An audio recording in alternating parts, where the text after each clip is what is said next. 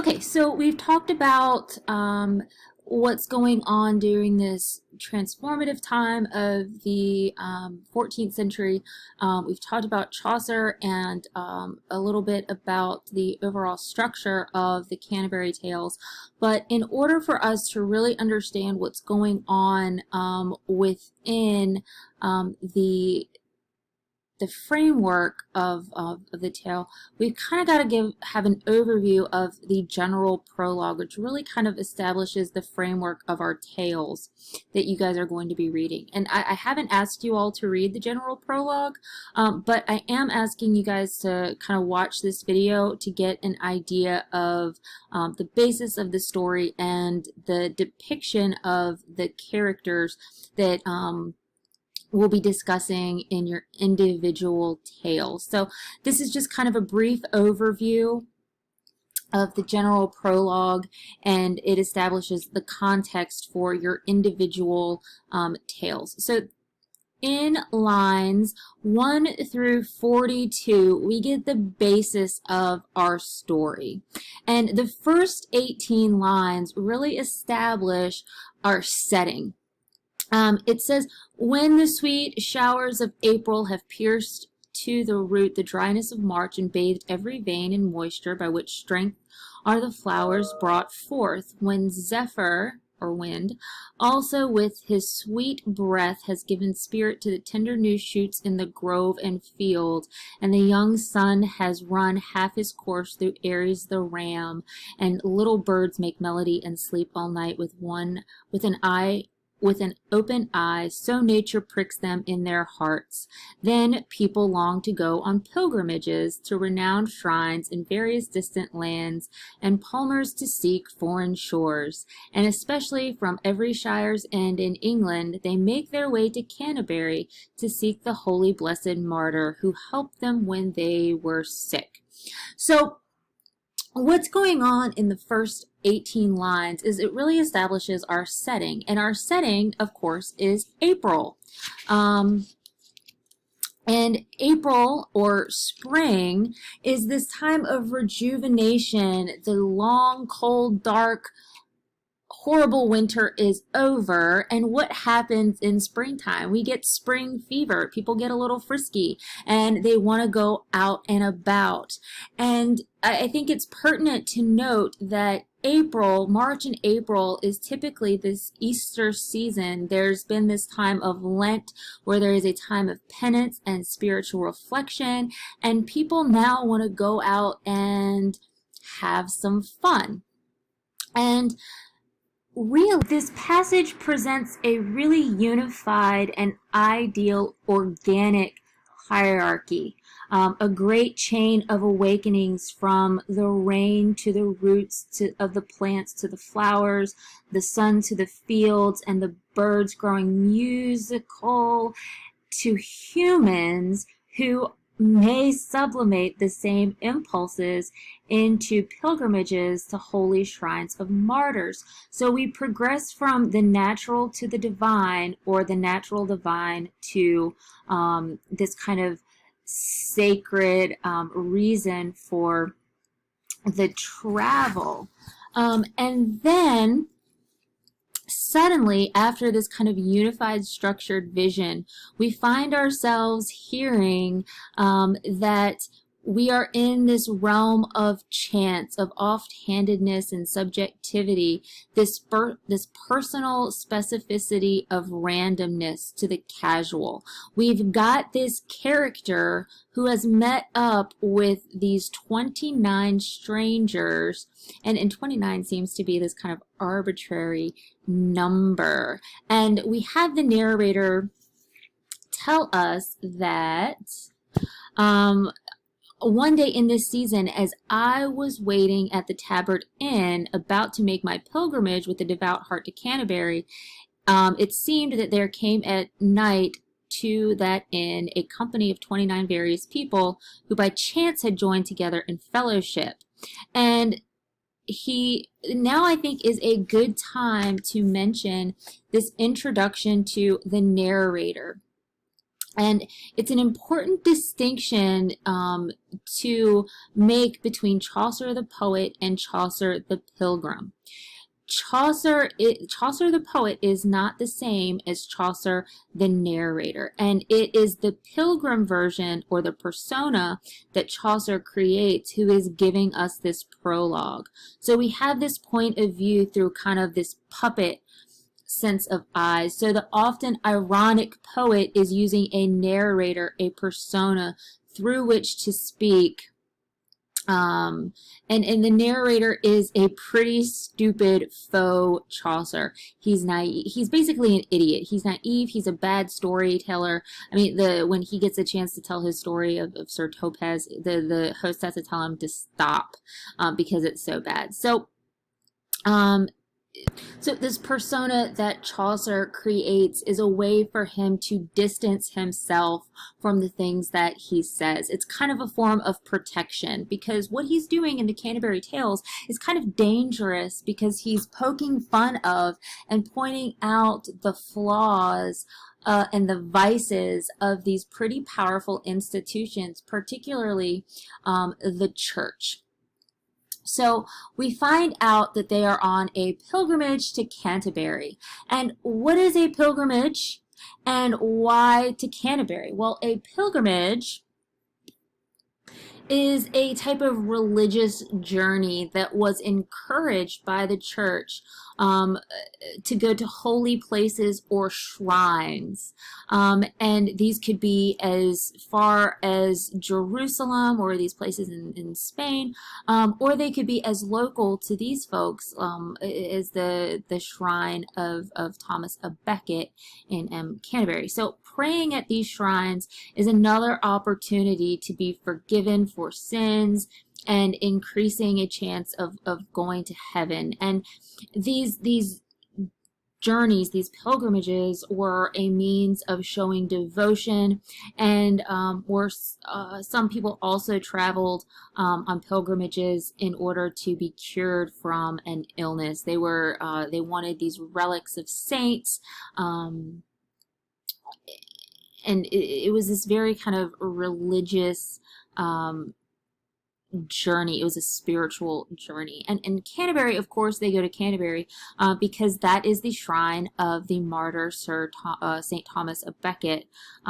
We talked about him in the historical context background, and essentially this, because of his murder and his martyrdom, the Canterbury is the hottest shrine in England. It's where everybody wants to go, and it's certainly the closest one for these people in England.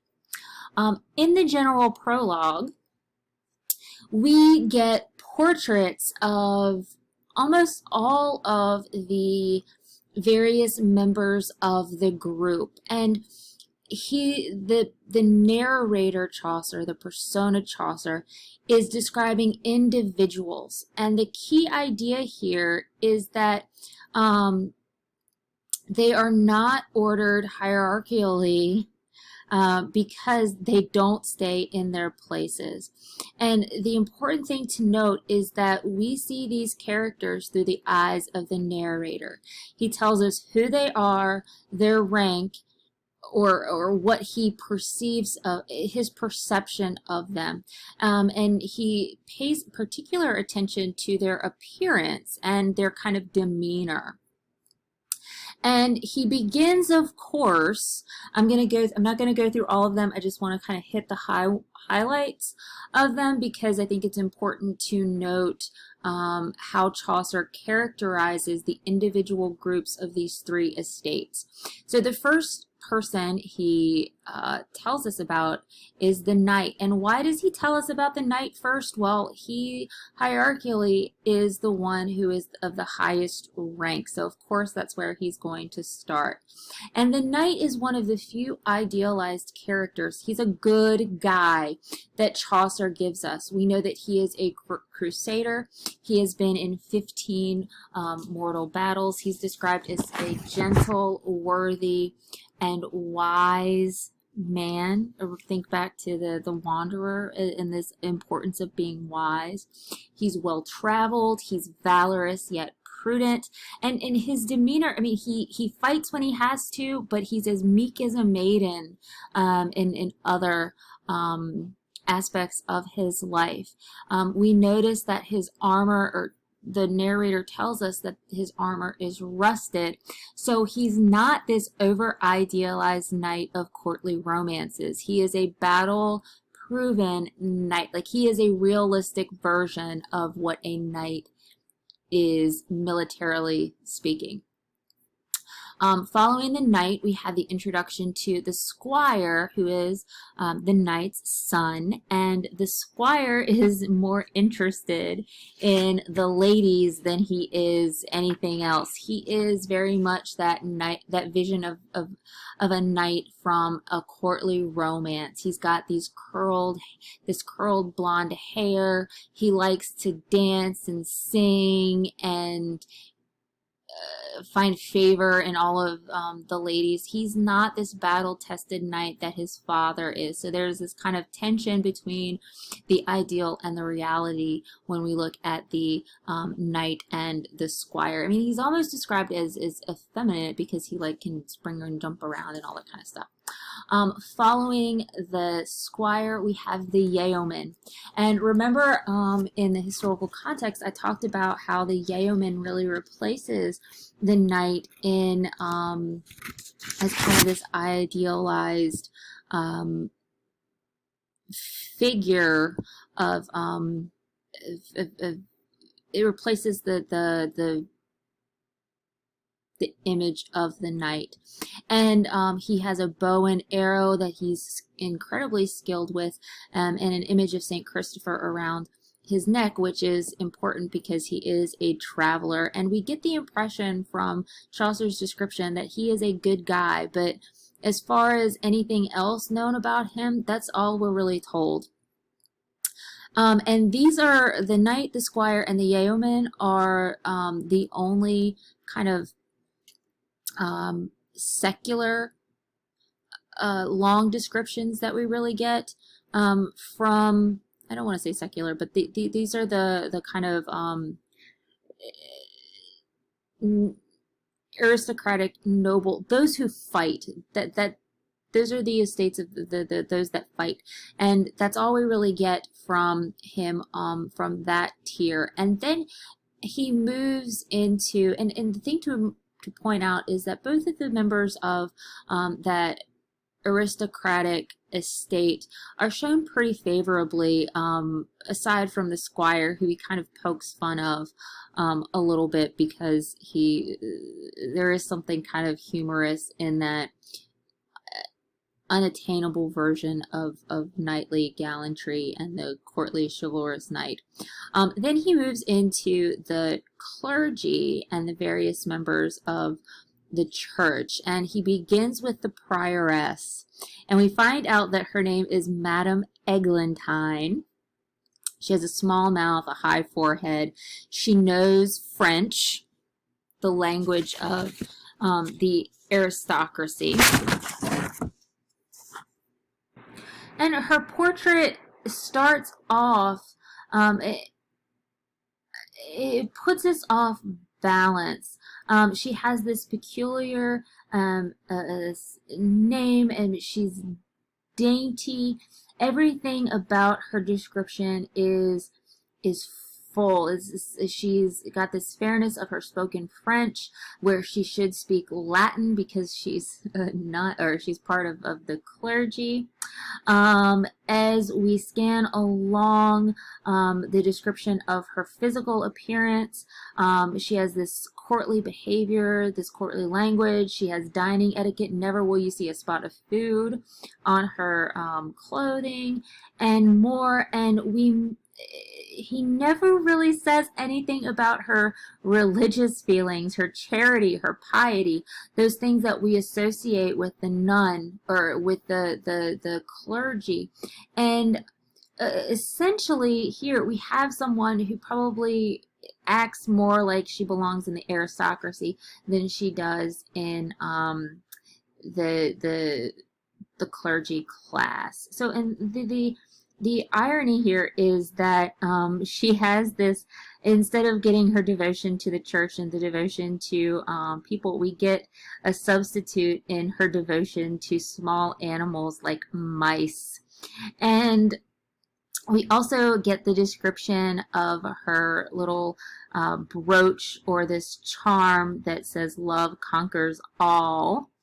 And that's about it for her. And it's really, we get the sense that there is something wrong with her character because it is so uncharacteristic of what she should embody and represent. We also find out that she is accompanied by a priest, and there's no real description of him, and a second nun. Following the description of the prioress, we have the monk, and he is very much at odds with his religious station, like a fish out of water, as Chaucer describes. He's rebellious, he ignores the rules, and he would rather be outside hunting rather than studying and praying and working. And he dresses very ostentatiously for a monk who should be devoted to poverty. He has these fur-lined robes with a bald, shiny head and face. And it's suggested that he has a lust for women as well as the hunt. So the thing to pick up on through his description of the clergy is he's really picking up on these vices of that characterize that kind of estate or that station, where they are corrupt and they give way to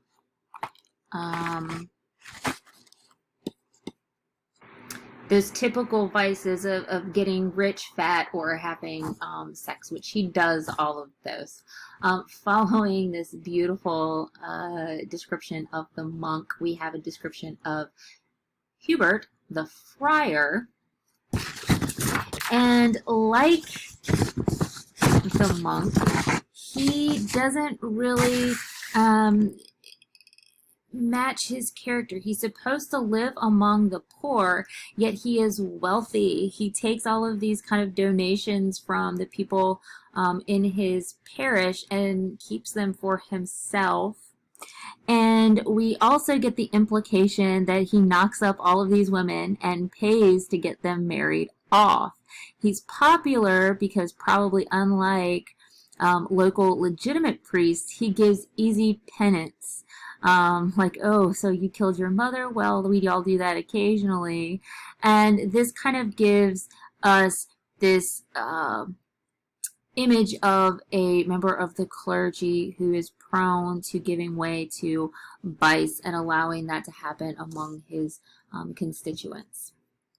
That is the last of our clergy class. And then we have a bunch of people who belong in the growing middle class. I have here a picture of the man of law because his tale, not the man of law, the clerk or the student, the Oxford student, because his tale is my favorite tale. It's the story of patient Griselda.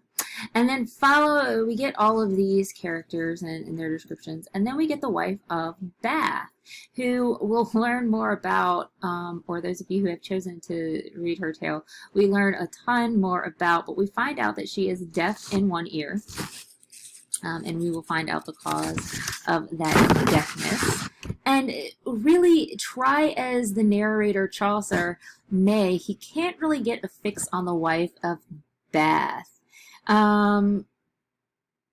He notes that she's had 5 husbands, and she is without a companion. She is unaccompanied, and she's kind of this. She travels a lot. She's a professional pilgrim, and essentially we get this implication that she's cruising for her next husband. She's gap-toothed, which indicates kind of a sign of her sexuality, and she has a big hat and scarlet stockings. that's the wife of Bath in a nutshell. And then we have the summoner and the pardoner, who are the two most immoral characters on the entire pilgrimage. And what's specifically despicable about these two is that they play on the desperation of people. They have a questionable relationship. They're together in a way. And the summoner, his job is to deliver citations for individuals to appear in the ecclesiastical court. It says that he has these marks on his face that are not those of leprosy, but of syphilis. So he has a venereal disease. And in any case, his outward appearance matches his inward immoral character, and he stinks of garlic and onions. Similarly, the pardoner is empowered to transmit indulgences. And we'll talk more about that when we talk about the pardoner's tale. But he has formed a sinister brotherhood with the summoner, and has this yellow stringy hair, glaring eyes, and small voice that makes the narrator think that he is a gelding or a mare. You can't tell whether he's a gelding or a mare, and essentially it's suggesting that he may be a eunuch. He is parasitic, and he spoils the potential for the parson, and I'll talk about the parson in a second, to lead his flock by introducing a quick fix cure-all of false relics, for which his role is that of a sleazy infomercial pitch man. So essentially he plays on the desperation of others, and this is for Chaucer the thing that makes him the most reprehensible. Chaucer's ideal character, or his ideal pilgrim, is the parson, who is he says that he is a good man of religion. He is this country clergyman, a layman, who serves as a role model to his flock. And he is a deviation from the norm or the other members of the clergy, as Chaucer indicates when he says that he is a good a shepherd and not a mercenary. And there's no real rift between the man and his occupation. And then finally, we have the host of our entire journey, Harry Bailey. And Harry Bailey is the tavern owner of where that they're all collected in. And he gives us a portrait of the host in action. Harry Bailey becomes the self-appointed authority, literary critic, or an MC of the pilgrimage. He flatters the crowd. He turns the pilgrimage essentially into a storytelling competition, where he says each pilgrim will tell 2 tales on the way to Canterbury and 2 on the way back. That's a total of 120 some stories that Chaucer really never gets around to finishing. And he says whoever tells the best story will win dinner. Everyone else will pay for the winner's dinner at his establishment. So he gains money through this kind of introduction of the game. And on the morning of the start of the pilgrimage, they draw straws to determine who will tell the first tale. And of course, who wins the straw pulling contest but the knight. So the next and the first story that we get is the knight, and that makes sense because hierarchically he is the highest in rank. And if you've never seen the story A Knight's Tale, it's kind of modeled after Chaucer. So that's it for the general prologue in a nutshell. I will be making individual videos for each of the tales. If you want to watch them all, have at it. If you don't, just watch the one for your individual tale. And I hope that you find these as fun and as exciting and as interesting as I do. So again, this is the general prologue in a nutshell. It really kind of establishes the framework for the entire story, and we get a depiction of the people that Chaucer is satirizing and models. A lot of the characters in the individuals' tales are modeled after these various members that I've just introduced. So let me know if you have any questions, and I'll be picking up with the wife of Bath, the nun's priest, and the sleazy infomercial salesman of the pardoner.